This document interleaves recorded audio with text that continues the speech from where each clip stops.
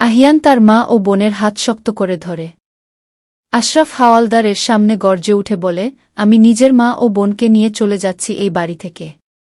তুমি নিজের বন্ধুর মেয়েকে নিয়ে থাকো। বলেই সে বেরিয়ে যেতে উদ্যত হয়। এমন সময় ফার্সি তাদের সামনে গিয়ে পথ আটকে বলে, প্লিজ, আপনার শান্ত হন। এটা তো আপনাদের বাড়ি। আঙ্কেল রাগের মাথায় কি বলেছেন তাই বলে আপনারা এই বাড়ি ছেড়ে চলে যাবেন? আমি যে তাহলে নিজেকে কখনো ক্ষমা করতে পারব না। প্লিজ এমন করবেন না। আমি মানছি কিছু ভুল বোঝাবুঝি আছে, কিন্তু তা মিটিয়ে ফেলা সম্ভব। আহি রাগী স্বরে বলে, তোমার এই নাটক বন্ধ করো ফারিস। বিগত 5 বছর থেকে এই নাটক দেখছি। তোমার জন্য আমার ভাইয়া এই 5 বছর আমাদের থেকে দূরে ছিল, আর এখন সে দেশে ফেরার পর তুমি তাকে একটা দিনও শান্তিতে থাকতে দিলে না। এখন আমাদের একটু শান্তি দাও। ফার্সি বলে, তুমি ভুল বুঝছ আমায় আহি। হ্যাঁ, আমি মানছি আমি ওনার স্ত্রীর স্বীকৃতি চেয়েছি, ওনার মতের বিরুদ্ধে হওয়া এই বিয়েটা টিকিয়ে রাখতে চেয়েছি, কিন্তু এর পেছনে আমার যথেষ্ট কারণ আছে। আমার জায়গায় একবার নিজেকে বসিয়ে দেখো তো। আমার মতো সহায় সম্বলহীন মেয়ের এছাড়া আর কি করার আছে? এখন কি আমি নিজের গায়ে ডিভোর্সি তকমা লাগাবো? আহিয়ান তেজি স্বরে বলে, ডিভোর্স তো তোমায় আমি দেবই। তোমার সাথে আমি কখনোই সুখী থাকব না। তাই আমার নিজের সুখ আমি নিজে খুঁজে নেব। যদি আপনি আমাকে নিয়ে সুখী হতে না পারেন তাহলে বিয়েটা করলেন কেন? এই সাহসটা বিয়ের আগে দেখাতে পারেননি? চলে যেতে পারেননি বিদেশে? বিয়ে হওয়ার পরই কেন? আহিয়ান এই প্রশ্নের কোনো জবাব দিতে পারলেন না। ফার্সি এবার আশা খাতুনের দিকে তাকিয়ে বলে ওঠে, আন্টি, আপনি তো একজন বিচক্ষণ মানুষ।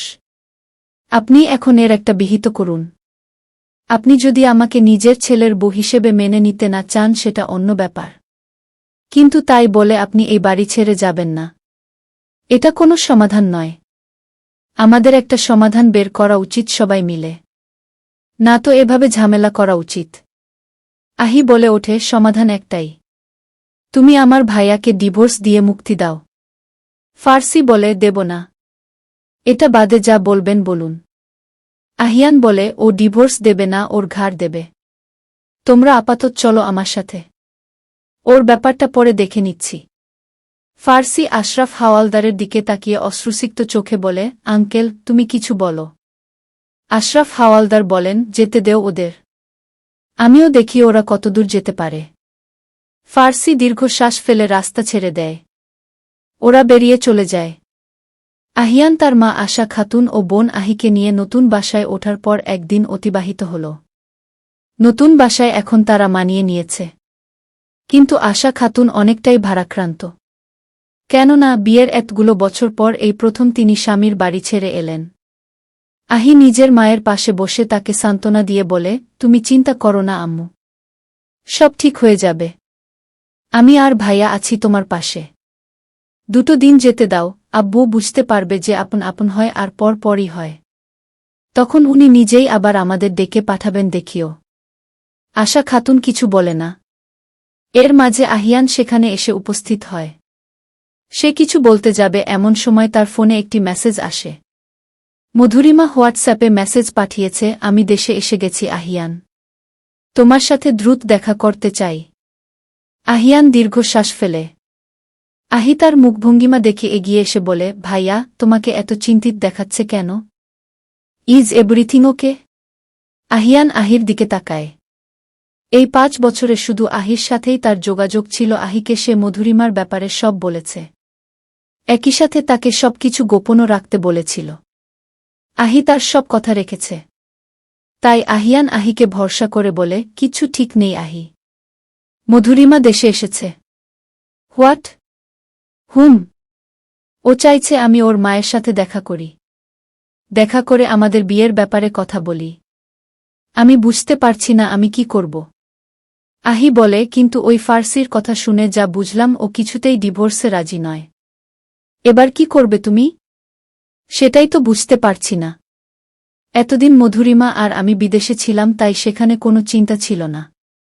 কিন্তু এখন তো আমরা দেশে এসেছি। এখন তো আমি কিছুতেই নিশ্চিন্ত থাকতে পারছি না। আচ্ছা, মধুরিমা আপুকে তুমি বলেছ তোমার আর ফার্সির ব্যাপারে? না, বলিনি। পাগল নাকি আমি? তুই ওকে চিনিস না আহি। ও ভীষণ আত্মমর্যাদা সম্পন্ন একজন মেয়ে। ও যদি আমার অতীতের সবকিছু জেনে ফেলে তাহলে কখনোই আমায় বিয়ে করবে না। আমায় প্রতারক ভাববে। কিন্তু বিশ্বাস করো মধুকে ছাড়া আমি বাঁচব না। যে করেই হোক আমার ওর সাথেই নিজের নতুন জীবন শুরু করতে হবে। এই ফার্সি মেয়েটাকে আমি নিজের পাশে টলারেট করতে পারি না। আহি বলে, তুমি চিন্তা করো না ভাইয়া। কিছু একটা উপায় হবে। এবার যা করার আমায় দ্রুত করতে হবে। আমি সিদ্ধান্ত নিয়ে ফেলেছি যত দ্রুত সম্ভব মধুরিমাকে বিয়ে করে ওকে নিয়ে বিদেশে চলে যাব। তারপর ওখানে গিয়ে নতুন সংসার শুরু করব। অতীতের কোনো আঁচ লাগতে দেব না। কিন্তু ওই ফার্সি কি তোমাকে ডিভোর্স দিবে? হয় দেখ না হয় না দেখ, শেষবের পরোয়া আমি করি না। এমনিতেও এই বিয়ের কোনো ভ্যালু নেই আমার কাছে। ঠিক বলেছ তুমি। এখন শুধু মমকে কোনোভাবে ম্যানেজ করতে হবে। সেটা তুমি আমার উপর ছেড়ে দাও। আম্মুকে আমি ম্যানেজ করে নেব। আহিয়ান নিজের বোনকে জড়িয়ে ধরে বলে, ধন্যবাদ রে। তুই আছিস জন্য আমি ভরসা পাচ্ছি। মধুরিমা বাসায় ফিরে তার মা মালেকা বেগম এর সাথে দেখা করল। এতদিন পর মেয়েকে কাছে পেয়ে মালেকা বেগম আবেগাপ্লুত হয়ে পড়লেন। মধুরিমাও মাকে কাছে পেয়ে ভীষণ খুশি। মালেকা বেগম মধুরিমার সব পছন্দের খাবার তার দিকে এগিয়ে দিচ্ছেন ও নিজের হাতে মেয়েকে খাইয়ে দিচ্ছেন। এমন সময় মধুরিমা বলে ওঠে, তুমি এখনো আমাকে বাচ্চার মতো ট্রিট করো মা। মায়েদের কাছে সন্তানরা সবসময় বাচ্চা থাকে। আমার কাছে আজও তুই সেই ছোট্ট মধু। মধুরিমা হাসে। মালেকা বেগম বলেন, আহিয়ানের সাথে কথা হয়েছে? ও আজ দুপুরে আসতে চেয়েছে। আসুক, কথা বলে দেখি কেমন ছেলে পছন্দ করেছিস তুই। চিন্তা করো না, ও পারফেক্ট। মায়ের মন চিন্তা তো হবেই। আমি নিজে জীবনে সুখে সংসার করতে পারিনি। নিজের বাপের বাড়ির সবার তিরস্কার শুনেছি। এখন আমি চাই তোর ভাগ্য যেন আমার মনে না হয়। তুই যেন সব দিক থেকেই সুখী হোস। তাই আমায় সবটা যাচাই বাছাই করতে হবে। আহিয়ান ঢাকা শহরের একটি স্বনামধন্য ক্যাফেতে এসেছে মধুরিমার সাথে দেখা করার জন্য। কিন্তু ক্যাফেতে এসে মধুরিমার পাশে তার মাকে বসে থাকতে দেখে আহিয়ান অপ্রস্তুত হয়ে যায়। মালেকা বেগম আহিয়ানের অপ্রস্তুত চেহারা দেখে হালকা হাসেন। মধুরিমা একগাল হেসে বলে, তারপর বলো, কেমন সারপ্রাইজ দিলাম? আহিয়ান কি বলবে বুঝে উঠতে পারে না। সামান্য হেসে বলে, আমি সত্যিই অবাক হয়েছি। উনি কি তোমার মা? মালেকা বেগম বলে ওঠেন, হ্যাঁ, আমি ওর মা। তুমি নিশ্চয়ই আহিয়ান। আর বলো না আমার মেয়ের পাগলামি। মাঝে মাঝে এত বাচ্চামি করে যে কি বলবো। আহিয়ান তাদের সামনে বসতে কিছুটা অস্বস্তি বোধ করছিল। মালেকা বেগম বলে ওঠেন, লজ্জা পেও না বাবা। আমি তোমাদের ব্যাপারে সবটাই জানি। বসে পড়ো। তোমাকে দেখার জন্যই তো আসা। আহিয়ান বসে পড়ে। মালেকা বেগম বলেন, মধুরিমা আমায় সবটাই বলেছে। তোমাদের সম্পর্ক নিয়ে আমার কোনো আপত্তি নেই। তবে মধুরিমা জানালো তোমরা বিয়ের ব্যাপারে ভাবছ, তো এই ব্যাপারে আমি একা সিদ্ধান্ত নিতে পারব না। তুমি একটা কাজ করো, তোমার মা বাবাকে নিয়ে আমাদের বাসায় এসো একদিন। আমরা বড়রা মিলে সব ঠিক করব। আহিয়ান এবার ঘামতে শুরু করে।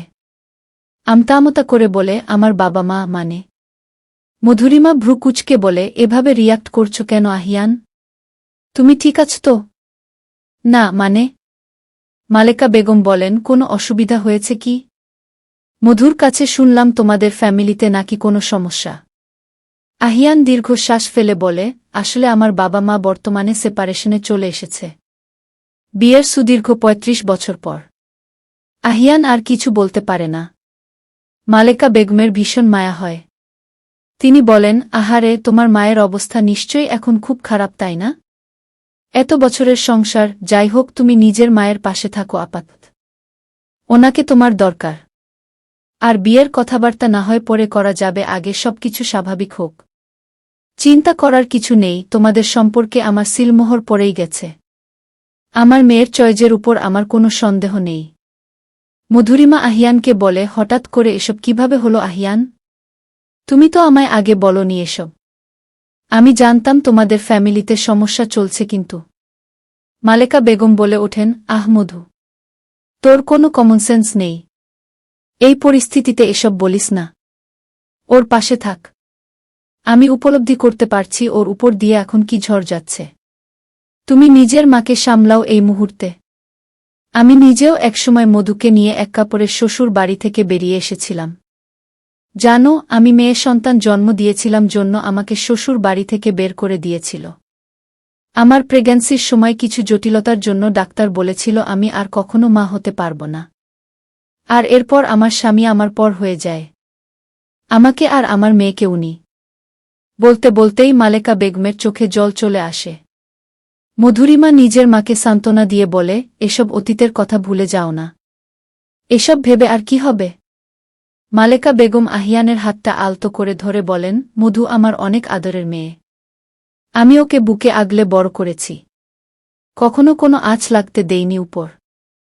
সবসময় ঢাল হয়ে দাঁড়িয়েছি। আমার মেয়ের কাছে শুনেছি সম্পর্কের এতগুলো দিনে তুমিও সবসময় ওকে সাপোর্ট করেছ, ওর পাশে ঢাল হয়ে দাঁড়িয়েছ।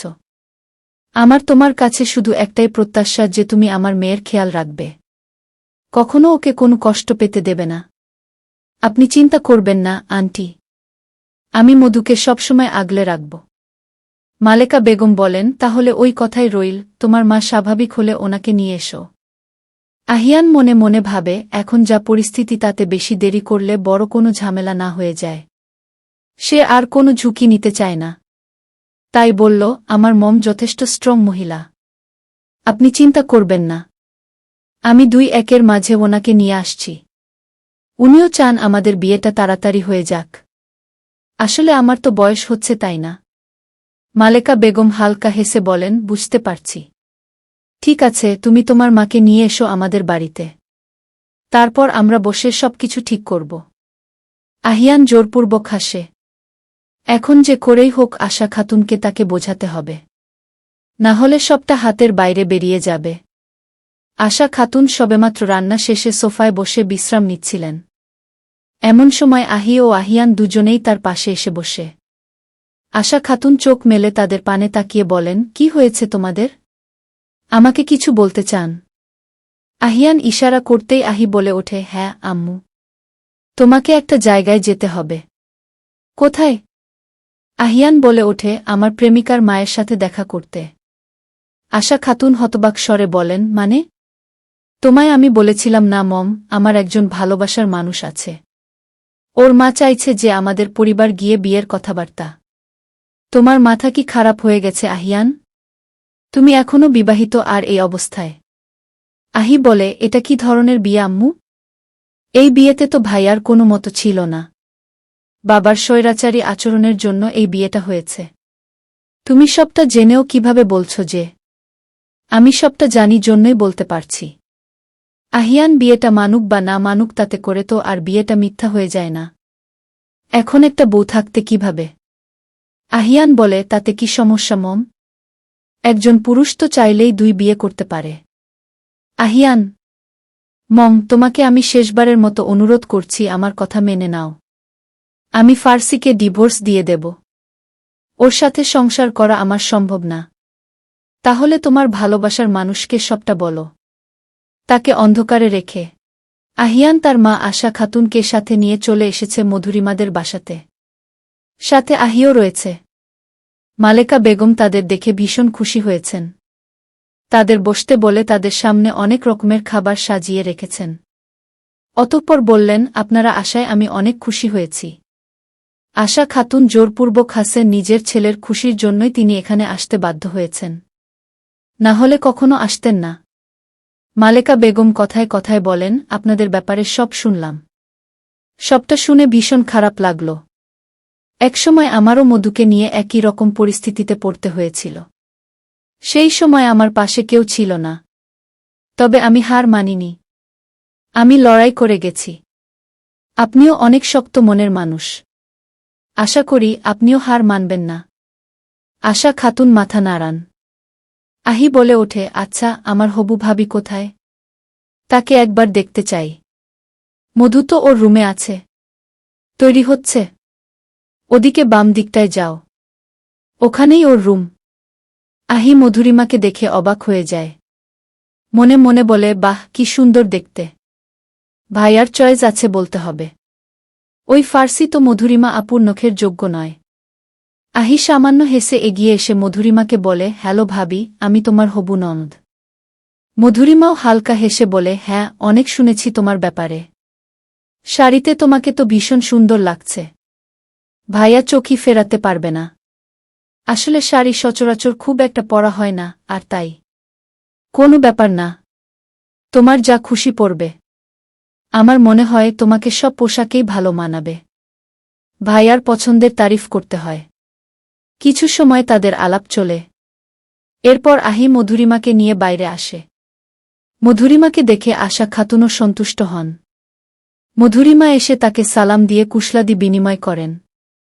আশা খাতুন মধুরিমার দিকে তাকিয়ে ভাবেন, মেয়েটাকে কত হাসি খুশি লাগছে। মধুরিমা আহিয়ানের সামনাসামনি বসে। দুজনের চোকাচোকি হয়। মধুরিমার চোখে আহিয়ানের জন্য অসীম ভালোবাসা ফুটে ওঠে। ব্যাপারটা বুঝতে পেরে আশা খাতুনের বুক ছাত করে ওঠে। তিনি ভাবেন, মেয়েটা তো মনে হয় সত্যিই আহিয়ানকে ভীষণ ভালোবাসে। অথচ আহিয়ান ওকে ঠকাচ্ছে। আমার কি এখানে আহিয়ানের সঙ্গ দেয়াটা ঠিক হচ্ছে? এত ভালো একটা মেয়ের জীবন আমি কিভাবে অনিশ্চয়তার দিকে ঠেলে দিতে পারি? আর ওদিকে ফার্সি, ওই মেয়েটাও তো নির্দোষ। শুধুমাত্র আমার ছেলের হটকারিতার জন্য। তার ভাবনার মাঝেই মালেকা বেগম বলে ওঠেন, আহিয়ান বলছিল ও যত দ্রুত সম্ভব বিয়েটা করে ফেলতে চায়। আমারও এই বিষয়ে কোনো আপত্তি নেই। মধুরিমা আর আহিয়ান একে অপরকে ভীষণ ভালোবাসে। আজকালকার যুগে তো অনেকে পরিবারের অনুমতির তোয়াক্কা করে না, সেখানে যে ওরা আমাদের কাছে অনুমতি চেয়েছে এটাই অনেক। আমি আপনাকে এতটুকু নিশ্চয়তা দিতে পারি যে আমার মেয়ে একজন ভালো বউ হবে। ওকে আমি যে শিক্ষা আর সংস্কার দিয়েছি তাতে ও কখনো আপনাদের কারো অসম্মান হতে দেবে না। এখন যদি আপনারা সবকিছুতে রাজি থাকেন তো। আশা খাতুন বলে ওঠেন, না মানে এত কিছু ঘটে যাওয়ার পর আমি চাইছি না যে এত দ্রুত বিয়েটা হোক, একটু সময় নিয়ে না হয়। আহি বলে ওঠে, সময় কেন নিতে হবে আম্মু? ভাইয়া আর মধু আপু একে অপরকে পছন্দ করে তাদের এতদিনের সম্পর্ক। সেখানে আরও অপেক্ষা করার কি প্রয়োজন? না মানে বিয়েটা কি সাদামাটাভাবে করা যায়? মালেকা বেগম বলেন, আমি বা আমার মেয়ে কেউই সেরকম আনুষ্ঠানিকতা পছন্দ করি না। এমনিতেও আত্মীয় স্বজন কারো সাথেই আমার সম্পর্ক নেই। আমার ডিভোর্সের পর আমার পরিবার আমায় সম্পূর্ণভাবে ত্যাগ করেছে। আমার আপন বলতে শুধু মধুরিমা। আর মধুর কিছু বন্ধুবান্ধব আছে, তাও হাতে গোনা 2-4 জন। তাই খুব বড় আনুষ্ঠানিকতার তাগিদ আমাদের নেই। আহিয়ান বলে ওঠে, আমরাও বড় আনুষ্ঠানিকতা চাই না। আমি আর মধু এটা আগেই ঠিক করে রেখেছি। আজ তো আমরা শুধু বিয়ের ডেটটা ঠিক করার জন্য এসেছি, আর কিছু না। মম, তুমি এত ভেবো না। আশা খাতুন আর কিছু বলতে পারেন না। আহি বলে, সামনের কোনো শুক্রবার দেখে বিয়েটা হয়ে যাক, কি বলো তোমরা? আহিয়ান বলে, খুব, আগামী শুক্রবারেই বিয়েটা হলে সবথেকে ভালো হয়। আশা খাতুন বলে ওঠেন, সেটা তো আর 5 দিন পরেই, এত জলদি মানে? বিয়ের আয়োজনে তো সময় লাগবে। আহিয়ান বলে, খুব একটা আনুষ্ঠানিকভাবে আমরা বিয়ে করব না। প্রথমে কোর্ট ম্যারেজ করব, তারপর কাজী ডেকে ছোট পরিসরে বিয়েটা করে নিলেই হলো, কি বলো মধু? মধুরিমা বলে, হ্যাঁ, সেটাই ভালো হয়। আমার শুধু একটা ইচ্ছা ছিল মসজিদে বিয়ে করার। তাই হবে। একটা মসজিদেই আমাদের বিয়ে হবে। আশা খাতুনের মুখটা গোমরা হয়ে যায়। আহি মধুরিমা, আহিয়ান, আশা খাতুন ও মালেকা বেগমকে মিষ্টিমুখ করায়। মালেকা বেগম আশা খাতুনের বিমর্ষ চেহারা খেয়াল করেন। তিনি বলে ওঠেন, আপনার কি কোনো কারণে মন খারাপ? আশা খাতুন বলেন, না মানে। আহিয়ান বলে, আপনি তো সবই জানেন আন্টি, এতদিনের সম্পর্কের এমন ভাঙন। মন খারাপ হওয়াই স্বাভাবিক। মালেকা বেগমের তবুও কেন জানি একটু খটকা লাগে। তবে তিনি ব্যাপারটা নিয়ে বেশি ভাবেন না। মধুরিমার খুশিই যে তার কাছে সব। ফার্সি আজ বাজার থেকে কিছু প্রয়োজনীয় সামগ্রী নিয়ে বাড়িতে ফিরছিল। এমন সময় রাস্তায় কিছু প্রতিবেশী তাকে আটকে দেয়। ফার্সি দাঁড়িয়ে পড়লে একজন মধ্যবয়সী মহিলা তাকে উদ্দেশ্য করে বলে ওঠে, কি শুনছি এসব তোমাদের বাড়ির ব্যাপারে? ফার্সি ভ্রুকুচকে বিড়বিড় করে বলে, এসে গেছে কুটকাচালি করতে। এদের খেয়ে দে আর কাজ নেই। সে এড়িয়ে যেতে চাইলে মহিলাটা আবার বলে ওঠে, নিজের শাশুড়ি, ননদ, স্বামী সবাইকে নাকি তুমি বাড়ি থেকে তাড়িয়ে দিয়েছ? তোমাকে তো দেখে মনে হতো ভাজা মাছ উল্টে খেতে জানো না, এখন তো দেখছি তুমি পুরো সুপার রুস্তম বেড়ালে। তার পাশেই দাঁড়ানো আরেকজন বললেন, তা যা বলেছ। ফার্সি ঘুরে দাঁড়িয়ে বলে, আপনারা ভুল শুনেছেন। আমি কাউকে তাড়িয়ে দেইনি। তারা স্বেচ্ছায় চলে গেছে। মহিলাটা আবার বলে, এত দেখছি চোরের মায়ের বড় গলা। আমরা কিছু বুঝি না ভেবেছ? শ্বশুর তাকে হাত করে সবাইকে বাড়ি থেকে বের করেছ। এখন ছলে বলে কৌশলে শ্বশুরের মন জয় করে তার সব সম্পত্তি তুমি নিজের নামে করতে চাও, তাই তো? কি সব যাতা বলছেন আপনারা? আমি এমন কেন চাইব? আমি চেষ্টা করেছি সবাইকে আটকানোর, এসব সম্পত্তি নিয়ে আমার কোনো লোভ নেই, কিন্তু বুঝি সব বুঝি। সবাইকে তাড়িয়ে দিয়েছ, শ্বশুরের সাথে এক ছাদের নিচে রাত কাটাচ্ছ। আমাদের আর কিছু বোঝাতে এসো না। মহিলাটার কথার বাজে ইঙ্গিত বুঝতে পেরে ফার্সি আর নিজেকে সামলাতে পারে না। এত জঘন্য কথার জবাব তার কাছে নেই। সে ধীর পায়ে সামনে এগোতে থাকে। তার দুচোখ জ্বলে ভরে যায়। ফার্সি আর্তনাদ করে ওঠে। একটু এগিয়েই মাটিতে লুটিয়ে পড়ে কাঁদতে কাঁদতে বলে, কেন আল্লাহ, কেন? কোনো দোষ না করে কেন আমায় এত শাস্তি পেতে হবে? তোমার কি আমার প্রতি একটুও রহম হয় না? আহিয়ান আজ মধুরিমাকে নিয়ে বিয়ের কেনাকাটা করতে এসেছে। মধুরিমার পছন্দমতো কিছু শাড়ি দেখছিল সে। এমন সময় আহিয়ান একটা সুন্দর লাল বেনারসি এনে মধুরিমার সামনে এনে বলে, এটা পরে নাও। এটা পরলে তোমায় চমৎকার লাগবে। মধুরিমা হালকা হেসে বলে, শাড়িটা সুন্দর আছে। এরপর সে নিজেও আহিয়ানের জন্য খুব সুন্দরভাবে ডিজাইন করা একটা পাঞ্জাবি ও পাজামা পছন্দ করে দেয়। শপিং শেষে দুজনে এসে গাড়িতে বসে। আহিয়ান মধুরিমার দিকে তাকিয়ে বলে, তোমার হাতটা স্পর্শ করতে পারি? মধুরিমা অনুমতি দিয়ে দেয়। আহিয়ান আলতো করে স্পর্শ করে বলে, কথা দিচ্ছি, এই যে হাতটা ধরলাম, মৃত্যুর আগ অবধি এই হাত ছাড়ব না। আমার জীবনে একমাত্র নারী হিসেবে শুধু তোমারই অস্তিত্ব থাকবে। আহিয়ানের কথা শুনে মধুরিমা আপ্লুত হয়। নিজেকে সামলে বলে, আমার বেশি কিছু চাই না আহিয়ান। শুধু এভাবেই সবসময় আমার পাশে থেকো, আমাকে ভালোবেসে যেও, আমার প্রাপ্ত সম্মানটুকু দিও। বিনিময়ে আমিও নিজের সকল দায়িত্ব সঠিকভাবে পালন করব।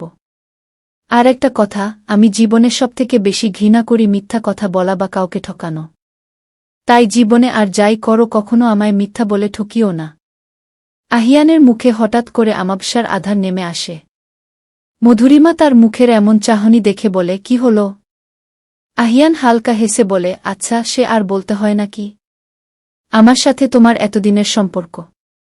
কখনো কি তোমায় মিথ্যা বলেছি বা ঠকিয়েছি? না, এমন কিছু তো হয়নি, সামনেও যাতে না হয় সেই প্রত্যাশা রাখি তোমার থেকে। আহিয়ান মনে মনে বলে, আমাকে ক্ষমা করো মধু, তোমার থেকে আমার জীবনের সবথেকে বড় সত্য আমি আড়াল করে গেছি। সবটা জানলে যে তুমি আমায় ভুল বুঝবে। কিন্তু আমার সব ভালোবাসা শুধু তোমার জন্য। ওই ফার্সি, ও তো আমার জীবনে শুধুই একটা ভুল, যা আমার ড্যাডের দোষে আমার ঘাড়ে এসে পড়েছে। এবার সেই ভুল শুধরে নেয়ার পালা। বলেই আহিয়ান দীর্ঘশ্বাস ফেলে। আহিয়ানকে গভীর চিন্তায় মগ্ন দেখে মধুরিমা বলে ওঠে, কি হল? কি এত ভাবছ তুমি? না, তেমন কিছু না। চলো আজ আমরা লং ড্রাইভে যাই। মধুরিমা খুশি হয়ে যায়। ফার্সি বাড়িতে ফিরে নিজের রুমে এসে দরজা বন্ধ করে ছোট বাচ্চাদের মতো কান্নাকাটি করতে শুরু করে। এই অল্প জীবনে তাকে অনেক কষ্টের মুখোমুখি হতে হয়েছে, যা সে কখনো কল্পনা করেনি। আর আজ তাকে যে সমস্ত কথাগুলো শুনতে হলো তা তো আরও বেশি কল্পনাতীত। ফার্সি এবার একটা কড়া সিদ্ধান্ত নিল।